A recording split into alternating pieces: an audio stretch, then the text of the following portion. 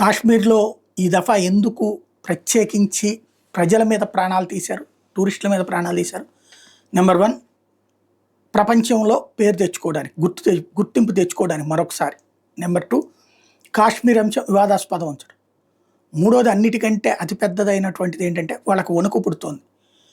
Last record ప్రకారం 2024లో 2.3 కోట్ల మంది టూరిస్టులు వెళ్ళారు అక్కడికి. 2.3 కోట్ల మంది. ఈ ఏడాది 5 కోట్ల మంది దాకా వెళ్తారని అంచనా ఇస్తున్నారు.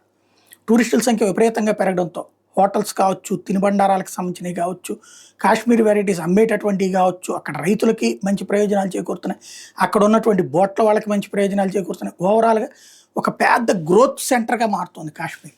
గ్రోత్ సెంటర్ అవుతూ ఉండటం వల్ల అందరికీ చేతి నిండా పని, జేబుల నిండా డబ్బులు ఉంటూ ఉండటం వల్ల క్రమంగా తీవ్రవాదం వైపు రావడానికి ఏ ఒక్కళ్ళు ఇంట్రెస్ట్ చూపించట్లేదు. యువతరం రాళ్ళు వేయమంటేనో అరాచకాలు చేయమంటేనో ముందుకు వచ్చే పరిస్థితి లేదు. కాబట్టి ఇప్పుడు ఈ లొల్లి చేస్తే టూరిజం తగ్గితే తద్వారా మళ్ళీ వాళ్ళకి ఇప్పటికోసారి డబ్బులు రుచి మరిగినటువంటి వాళ్ళకి రేపు డబ్బులు రాకపోతే వీళ్ళ వైపుకి తొందరగా మళ్ళుతారు. ఆ విధమైనటువంటి దిశగా అడుగులే ఇప్పుడు కనబడింది.